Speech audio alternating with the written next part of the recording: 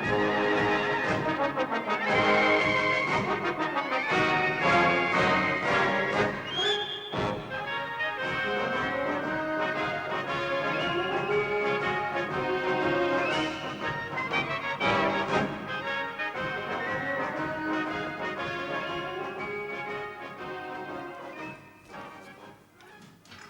was a king, and his name was Donald.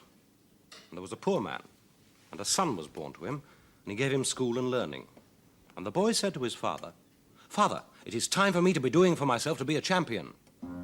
So he took 16 apples from the garden and threw an apple out into the sea, and he gave a step on it. He threw the next one, and he gave a step on it. He threw one after the other until he came to the last, and the last apple brought him back on land again. When he was on land again, he shook his ears, and he thought that it was in no sorry place he would stay.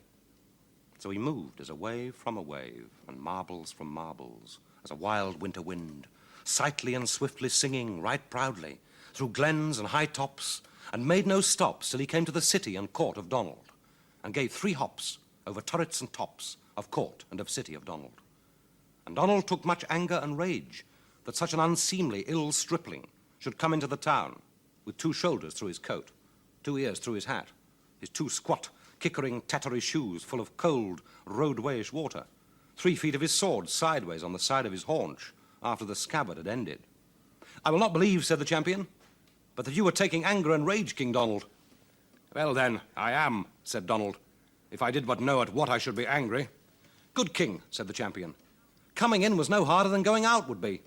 "You are not going out," said Donald, "till you tell me where you came from, with 2 shoulders through your coat, 2 ears through your hat, 2 squat, kickery, tattery shoes full of cold, roadwayish water, 3 feet of sword sideways on the side of your haunch after the scabbard has ended." And the champion said, "I come from hurry and scurry, from the end of endless spring, from the loved Swanee Glen, a night in Chester and a night in Man, a night on cold watching cairns. On the face of mountains in the English land was I born. A slim, swarthy champion am I, though I happened upon this town." "What," said Donald, "can you do, O champion? Surely, with all the distance you have travelled, you can do something." "I was once," said he, "that I could play a harp." "Well then," said Donald, "it is I myself that have got the best harpers in the 5/5 of the world." "Let's hear them playing," said the champion. The harpers played. They played tunes with wings, trampling things, tightened strings, warriors, heroes, and ghosts on their feet, goblins and spectres, sickness and fever. They set in sound, lasting sleep, the whole great world, with the sweetness of the calming tunes that those harpers could play. The music did not please the champion.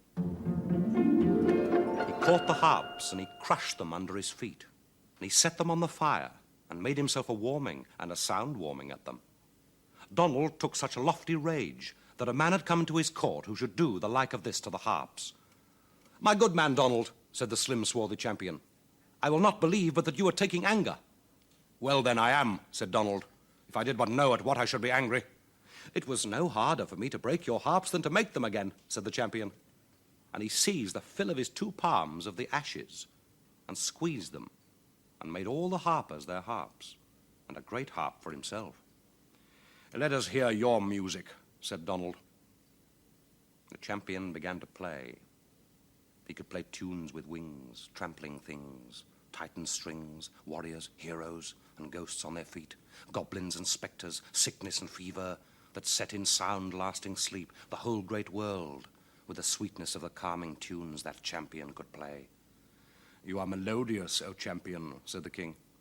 And he and his harpers took anger and rage that such an unseemly stripling, with 2 shoulders through his coat, 2 ears through his hat, 2 squat, kickering, tattery shoes full of cold, roadwayish water, 3 feet of his sword sideways on the side of his haunch after the scabbard was ended, should come to the town and play music as well as they. "I'm going," said the champion.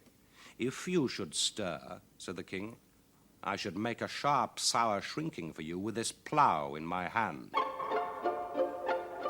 The champion leapt on the point of his pins, and he went over the top and turret of court and city of Donald. And Donald threw the plough that was in his hand, and he slew 4 and then 20 of his own people. Well, what should the champion meet but the tracking lad of Donald? And he said to him, "Here's a little grey weed for you. Go in and rub it on the mouths of the 4 and then the 20 that were killed by the plough, and bring them back alive again, and earn for yourself from King Donald 20 calving cows, and look behind you when you part from me." And when the tracking lad did this and looked, he saw the slim, swarthy champion 13 miles off on a hillside already. He moved as a wave from a wave, and marbles from marbles, as a wild winter wind, sightly and swiftly singing, right proudly, through glens and high tops, and made no stops, until he reached the town of John, the South Earl. He struck the latch. Said John the South Earl, "Who's that in the door?" "I am Dust, son of Dust," said the champion. "Let in, Dusts of Dust," said John the South Earl. "No one must be in my door without entering." They let him in. "What can you do, Dust of Dust?" said the South Earl. "I was on a time, and I could play a juggle," said the champion. "What is the trick you can do, Dust of Dust?" said the South Earl. "Well," said the champion, "I was on a time when I could put 3 straws on the back of my fist and blow them off." And he put 3 straws on the back of his fist and blew them off. "Well," said one of the Earl's sons, "if that is a juggle, then I can do no worse than you." "Do so," said the champion. And the son of the South Earl put 3 straws on his fist, and the champion blew them off, and the fist with them. "You are sore, and you will be sore," said the South Earl. "My blessing on the hand that gave it to you. And what is the next trick you can do, Dust of Dust?" said the Earl. "I will do other juggles for you," said the champion. And he took hold of his ear, and lifted it from his cheek, bobbed it on the ground, and back again. "I could do that," said the second son of John the South Earl. "I shall do it for you," said the champion. And he gave a pull at the ear, and the head came away with it. "I see that the juggling of this night is with you," said the Earl. Then the champion went and set a great ladder against the moon. And in one part of it he put a hound and a hare, and in another part of it he put a man and a woman. And they are alive there till now. "That is a great trick," said the Earl. "And I cannot do that," said the Earl's third son. "It is a great trick and a juggle," said the champion, "and it is not you that can do it." "Then what will you do now?" said the Earl. But the champion leapt on the point of his pins, and he went over top and turrets of court and town, till he met a man threshing in a barn. "I will make you a free man for your life," said the champion. "There are 2 of your master's lads, one with his fist off, one with his head off. Go there and put them on again." "With what shall I bring them?" said the man. "Take a tuft of grass, hold it in water, shake it on them, and you will heal them," said the champion. And he heard a loud voice in a bush. "What is that?" said the man. "I must go," said the champion, "to the King of the Stars, whose foot no doctor or leech has healed in 7 years." And he moved as a wave from a wave, and marbles from marbles, as a wild winter wind, sightly and swiftly singing, right proudly, through glens and high tops, and made no stops until he reached the castle of the King of the Stars. He struck palm on door. "Who's that?" said the porter. "I am a doctor and a leech," said the champion. "Many a doctor and leech has come," said the porter. "There's not a spike on the town without a doctor's head, but one.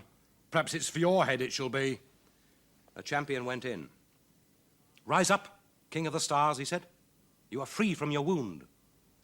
The King of the Stars rose up, and there was not a man swifter or stronger than he. "Lie down, King of the Stars," said the slim, swarthy champion. "You are full of wounds." The King of the Stars lay down, and he was worse than he ever was. "You did wrong," he said, "to heal me, then spoil me again." "I was showing that I could heal you," said the champion. "Now, fetch all the doctors of the earth." And word was sent by running lads to all the doctors and leeches of the earth. And they came riding that they would get pay.